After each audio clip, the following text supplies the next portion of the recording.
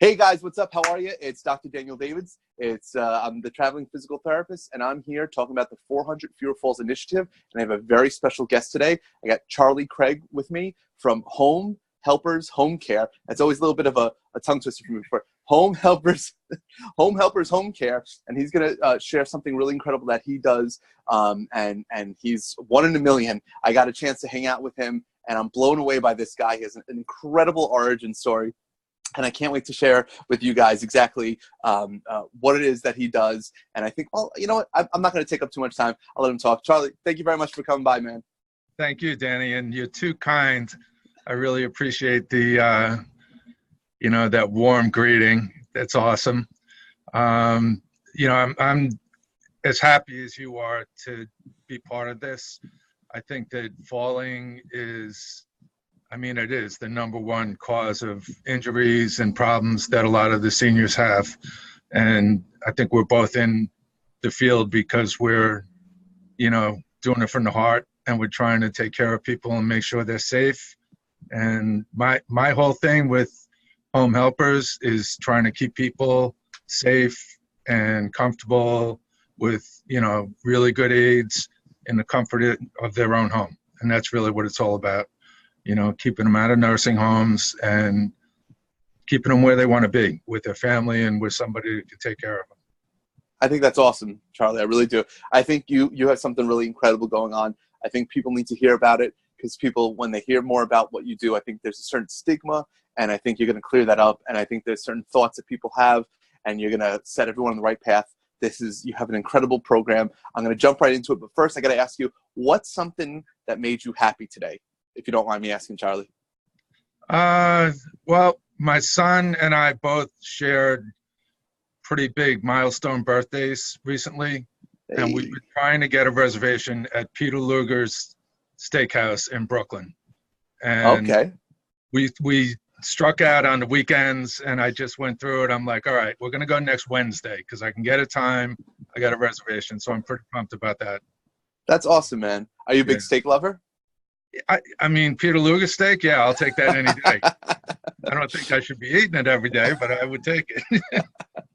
I think that's pretty awesome. I've been to Peter Luger's once. I found the food to be incredible. I'm sure you're going this Wednesday. I think you're going to have a great time, man. Yeah, that's fantastic. I heard that they age the steaks for a very long time, and apparently that's supposed to be good. To me, that sounds like the steaks are moldy and they're no good, but apparently that's a good thing. Yeah, they know what they're doing now. They've been doing it for a long time. I've been there just a couple of times, not a lot, but it's like old school. It's a throwback place, nothing fancy, but the it's amazing. The waiter comes out and he's like, okay, so what do you want, steak? And you look at him and he's like, you want steak, right? Yeah. It's like, no, I'll take a salad. Thanks very much. Yeah. You have to leave now. Very cool. So Charlie, do me a favor, tell everyone where, and I don't even know this. I know your business is based out of Huntington. Where do you live? I live in Huntington. Okay. I grew up in Wantagh on the South Shore, and so my story, getting into this whole thing was, like a lot of people, my parents getting older, and my dad started having a lot of issues. And I honestly think a lot of them started from a fall. That he didn't break a hip, but he fell off a ladder and he really got banged up. And that was maybe like 5 years ago. And he just had a lot of problems, heart problems, different things, various things. He was in and out of hospitals and facilities, and we were trying to find home care. And I knew nothing about it. I didn't come from a medical background. I came from a completely different industry.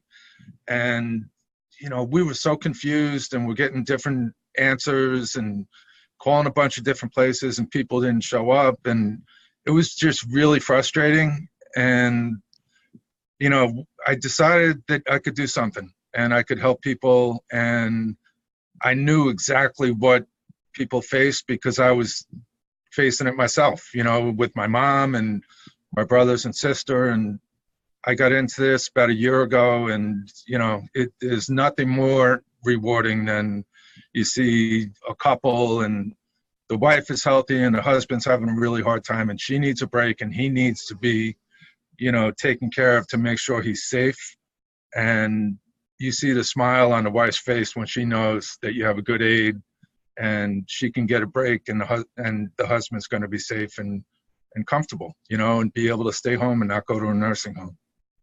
Well, I mean, listen, you nailed it. You absolutely nailed it. I think it's 100% true.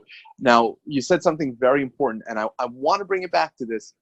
You said, you went through, to a lot of home care agencies, and it just didn't work out. Obviously, just being, having a good heart and having experience is not all that's needed to run a successful home care agency. Can you tell me some of the obstacles, some of these hurdles that were in your way from when you said, hey, I'm going to do this until like today? Like what things have you had to overcome to be able to provide the care that you guys provide? Yeah, I mean, if you go back to the beginning, I had to find the right company to get involved with. So I did a lot of research on home care franchise models, and that's basically what this is. So I bought a franchise, and we've got about, I think, 320 franchise operations around the country.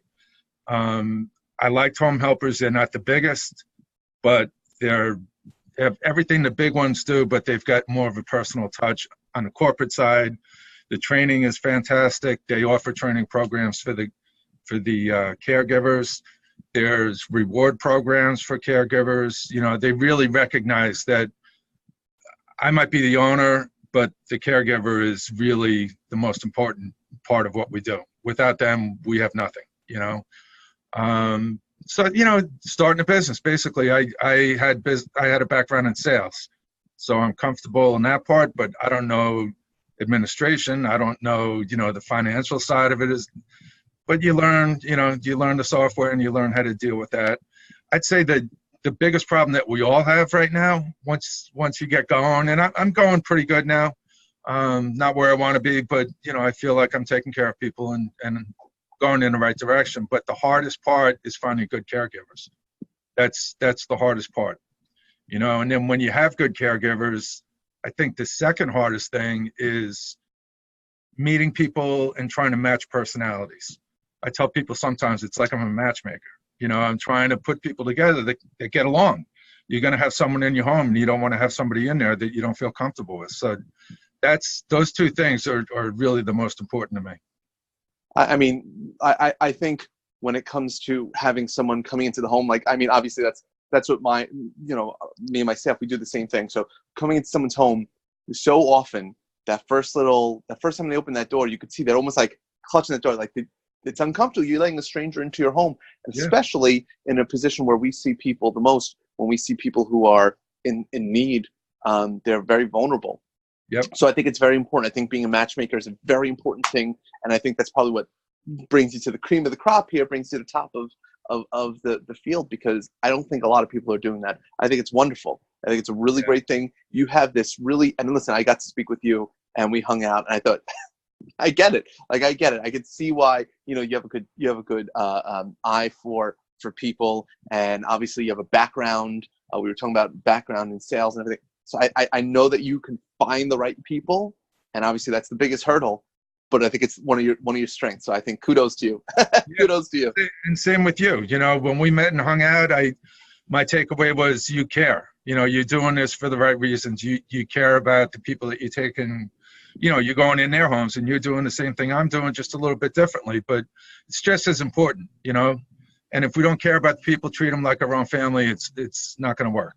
And that's what I got from you too. I got that same sense that you're doing this from the heart, and you're doing it, you're doing it for the right reasons. And we want to make a living. It's a business, and that's just the end result.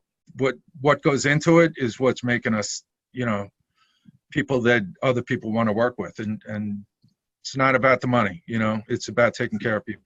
No, definitely not about the money. I think anyone who works in healthcare or in any kind of those sorts of, no one's doing it for the money. No one's doing it for the money, guaranteed. I think you said something, and I promise these videos are not to promote myself, but you said something, and I came up with something when you were talking about treating people like your parents. We came up with the one thing that's above the golden rule, which is a platinum rule, which is treat every patient the way you would want a caregiver to treat your mother. Yeah. And I thought that was, I think that's aligned with what you're saying. So that platinum rule, I impress that on each therapist. I think about that before I knock on the door each day for a patient. So I'm with you 100%. I do it right from the start. Like every single interview, I ask people, why do you want to be doing this? And if it's just, I want a paycheck and I need money, I tell them, go get, there's a lot of easier things you can do than doing this. So if you're not really doing it because you care about it, and a lot of them came from their own family background, where maybe they helped somebody, an older person in their family, and then they got into it. And, you could tell the people that they're trained, they're certified, they have all the qualifications, but there's people with those qualifications that really don't care. They're kind of burnt out, and you could tell. So that's important, to me. I could tell it is to you. Well, thank you very much. And I 100% agree with you. Now, for me, my big focus is getting people to not fall down, making sure people, if they're upright, they stay upright. You're interested in keeping people out of nursing homes. I have a similar interest. Get people to age and place where they want at home. So for me, balance and fall prevention is huge. So what does home helpers do to help their clients from falling? So every referral I get, every call I get, I need to meet the family. So I'll talk to people on the phone, and I'll give them whatever information they need. But it's very important, first of all, to put the personalities together. But really more important, when I go in the home, we do a full safety assessment. So I've got a checklist. It's like 4 pages long, and it simple things, scatter rugs. Somebody's walking around with a walker and there's a scatter rug in the house. You don't need that. Just get rid of it. You don't need it right now. Loose cords from a lamp. Just, simple things. A coffee table that sticks out a little bit and could catch the leg of the walker. Just, it goes on and on. I won't go through the whole thing, but that's the first thing I want to do is make sure, first of all, whether I am going to work with them or somebody else is, their home is safe. The lighting's got to be right. I went in a home one time, and the woman was in bed upstairs, really couldn't get out of bed. Everything, she had a bathroom up there. She could get to the bathroom with the walker, but she couldn't get down the stairs. And a home health aide was also there, a nurse that was doing wound care for her, because we really just do the companion side. And the nurse is like, she's looking at me, she's like, if there's a fire or there's something in the house, she can't get downstairs. So I took her bed and I moved it downstairs. I just said, I'm going to move this for you because I can and you can't, and it has to be done, And then there was a lot of things around the house, that you would probably see too if you were just kind of, she was a little bit of a hoarder, and there was a lot of, just magazines and things laying around. I'm like, you can't have this. I don't want you to fall, So we got her in shape, and that it's just, the falling is the number one thing. This is what I take with me, and I take it everywhere I go, and it's just stats on falling. And it's 1 out of 5 falls. Just a couple of these things causes serious injury, right? 3 million older people a year, 3 million go to the emergency room because they fell. 3 million people, that's crazy. And then 800,000 are hospitalized. So it's the biggest cause of problems, and it's probably the easiest thing to fix. Physical therapy. They get out of rehab, I come in, I take care of them, and they're just sitting in a chair, they're laying in bed. I tell them all the time, you need to do the physical therapy. You need to keep your body moving. So when you do get up, you're not just going to, fall down on the floor. We need to get you so your body keeps working. So it's very important to me. It's the cause of probably 75% of the people I see at one time fell, and now they're dealing with the repercussions of it. Obviously you guys, you have a different lens to look through, right? So for me, I'm in there once or twice a week for an hour, 2 hours tops, and I'm proud of that. I'm happy that I talk to doctors who see their patients for 10 minutes once a month. I'm happy that I can say, you see a patient maybe for 10 minutes, that in that same length of time, I'm seeing them for like 12 hours. So Right. I'm with you. I like that. I think it's really, really great. You guys have even more time. You get to see more things. And I think at some point you also see people in a much more natural state. So I think you get to see certain habits where I may not see. They may be on their best behavior with me. But Right. I think after a while, they get a little comfortable and they go, well, I can let loose and I can show, like, oh yeah, I walk with these slippers. I didn't show the PT that I was walking with the slippers, but here I got these slippers on. Then you go, whoa, whoa, whoa, these things are going to fall on your face. So I think that's great. I think Yeah. it's great. You definitely have a much better lens for certain things than I would, and obviously vice versa, but I think it's great. And I love that you have those stats, man. You got to send me, can you send me a copy of those? Yeah, I would love to. that's from the CDC. I mean, these are just stats that, I mean, 95% of hip fractures are coming from falling. We know that. But Yeah. still, think about it. When you break your hip, I see what that does. You see what it does. But the person that was walking last week breaks a hip, and they're in rehab for maybe 3 months. I have one case I'm treating a man.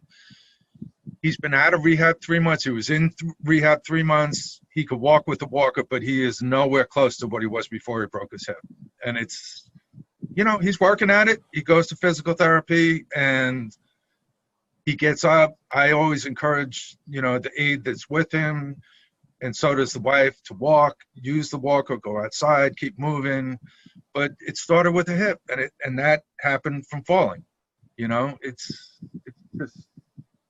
It's a shame, and it can be avoided. Yeah.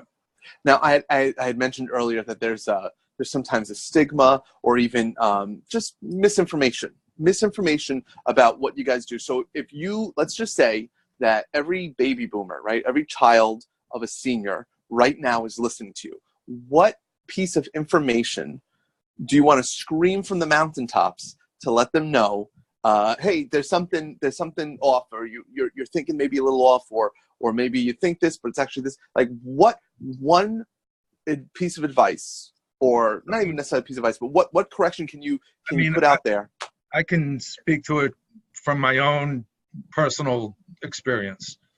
And when you're dealing with a problem with a family member, somebody that you love, it's your mom or dad, or mother-in-law, father-in-law, whoever it is, there's a tremendous amount of stress that everybody in the family starts to go through, because nobody wants this to be happening, but you can't really do much about it. The stress causes tension. There's a lot of conflict that builds up, and people don't want to go to a nursing home. And a lot of older people don't want anyone to come into their home. They're like, this is my house. I'm good. I don't need anything. So the number one thing I would say to people is, home care is there to help you avoid going to a nursing home. It's there to help you keep your family, whoever it is, whoever your loved one that needs help is, safe. And it's also there to relieve the rest of the family it's called respite care. And it just gives them a respite. It lets them go out. The wife can go get her nails done. Somebody can go shop. Just basic things that you can't do. And it's a difficult conversation. We can help with the conversation. I have handouts and things, email I could send to people, and it just helps you open up that dialogue, because it's hard to talk about. I had a hard time. My dad was like, I'm not having anybody in my house. And I said, Dad, I get it, but Mom is not doing good and she needs help. So maybe even if it's not for you, let her get some help. Let someone be here. So we all know that, if anything happens, someone's here to help you, and she can go out and do something. So believe me, I get it. When I talk to people, I'll do whatever I can to help them. It's not a pushy thing. I think there's a perception that, there's a lot of dishonesty. You have someone in your house, or they're going to steal from me. You have to deal with agencies that do background checks, and most do. There's different types. I like to tell people I spend about probably 3 times more than most agencies to do a background check. So it's going a lot further than just a $20 background check. It's probably 4 times what most spend. But I know it's thorough, and I know I'm going to get anything that ever happened. you have to call the referrals, like the references they give you, just check out. I know people give references from people that are probably going to say good things about them, but, you can ask a couple of questions to get an idea if they're reliable and trustworthy. Those are the two big things that you care about. Insurance is important. You want to make sure that if you have someone in your home, they have liability insurance, they have, they're paying taxes, the employees are on the books and they're paying taxes. Because if they don't, and the homeowner is going to be on the hook for the liability insurance if anything happens. If they ever did get investigated, they could get in trouble for tax fraud. So, it's things like that. If you do it above board, I'm not the only agency. There's plenty out there, believe me. And we're friendly with each other because there's so many people that need help. It's not like we're fighting, we're not.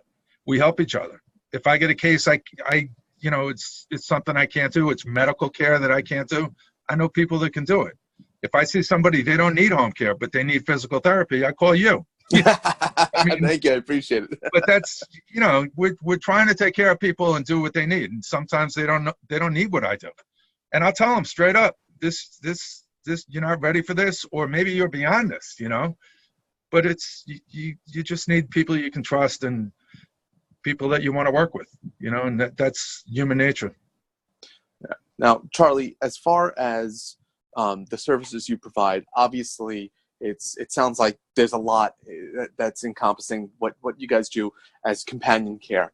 But obviously, outside of companion care, outside of physical therapy, do you have any recommendations or resources, or how about other businesses that you might be able to say, listen, whenever someone hits a certain age and we know they have certain things going on, I always say you got to look for make sure you find someone who's, let's say, has a decluttering business, or so something Yeah, so there's a lot of areas. So yeah, I actually know somebody that does that, and they'll declutter a house. I know somebody that does mobility equipment, ramps and lifts and stair lifts, elder care attorneys, financial planners, people that I know work with the elder community and they've been doing it for a long time.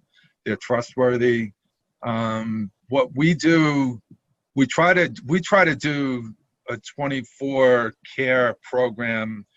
It's not for everybody, but if there's a family, the husband passes away, mom lives home, the kids don't live around, they couldn't afford to live in Brookville, and mom still lives in the house, and they moved out of the area.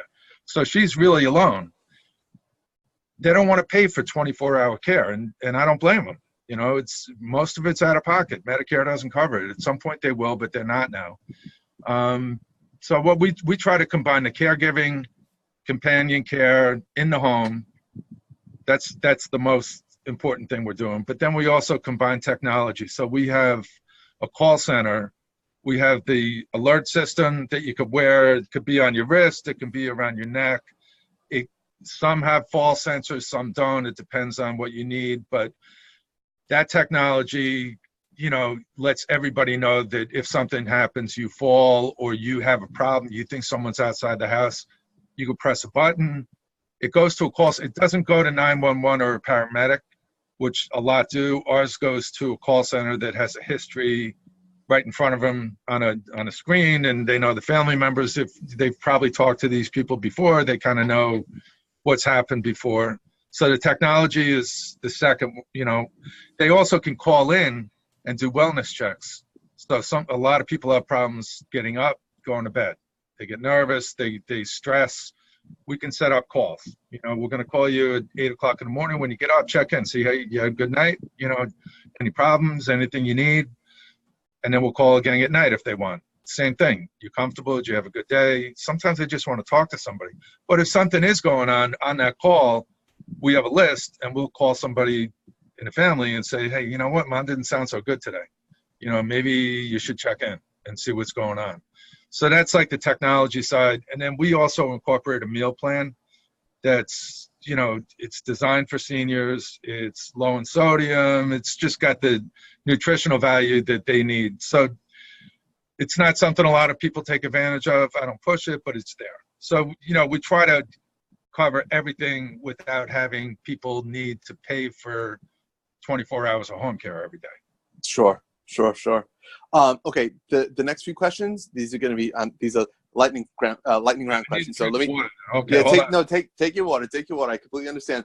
If so, here's my question for you. If, let's say, things were a little different, and your father was still around and healthy, and I know the business that you were before, but let's just say anything else. If you could do anything else in the world besides what you're doing, what would it be? Well, my hobby is playing guitar, and I play guitar in a like a classic rock cover band, and we have such a good time. It's friends of mine I've known for 20 years. We play a couple of times a month, and just it's such a blast. So I was supposed to be a rock star, you know, like that was the initial plan when I was 15. It didn't really work out, but I still play guitar, so that's good. That's what I like when I'm not doing this. Are you gonna plug the band? What's the name of the band? Wall Street Jumpers, and we play all over the place. It's we have a good time. That's awesome. Very cool.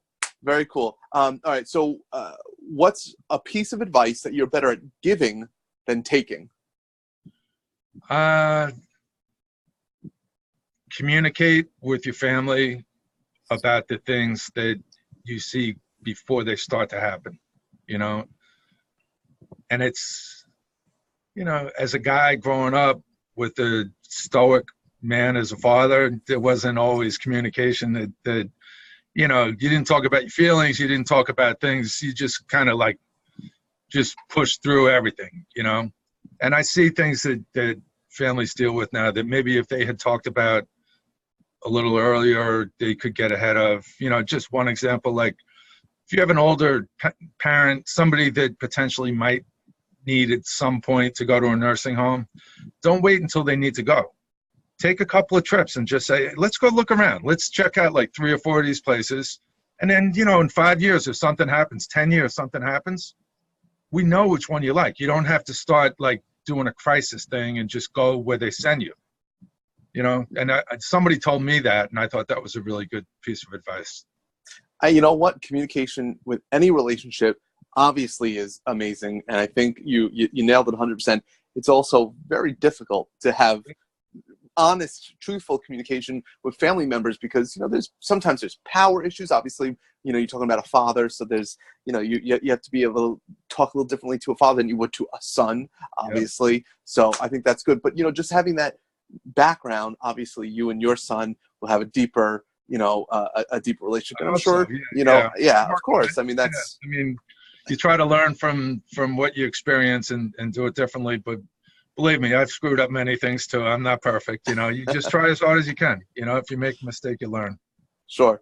If you find $100 on the floor, there's no one around you, $100, you got to spend it. You can't save it. You can't put it towards, you know, I mean, you can put it towards Peter Lucas, but you got to spend it. $100. What are you doing with that cash? I mean, in this business that I'm in, I'll give you my 2 options, all right? If I was just being selfish, I would buy something for my guitar. Like what? Tell me. That's the one I'm interested in. I want to hear how selfish you are. It's a pedal, a pedal, an effect pedal for the guitar. The wah-wah pedal. You got to. Oh, not the. Or if I was in an altruistic mood and trying to do the right thing and give to get back from others, you pay it forward, you know, and I have plenty of people that could use $100 that work for me, and I would probably create some kind of a bonus thing to reward one of them for doing extra, you know? Nah, you're too nice of a guy, Charlie. I'm sorry. Too nice of a guy.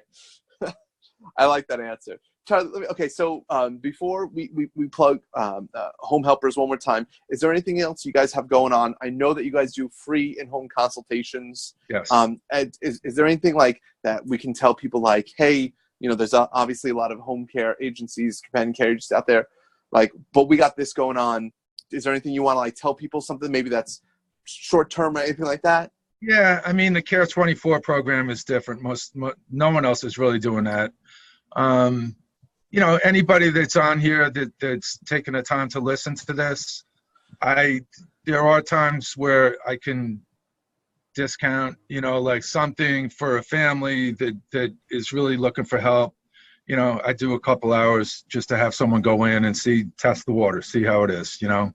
So, you know, we do things like that. I do that with hospitals. We do discharge programs where I'll give a reduced rate. And if someone's getting out of the hospital and they need help, we'll pick them up. We'll take them home.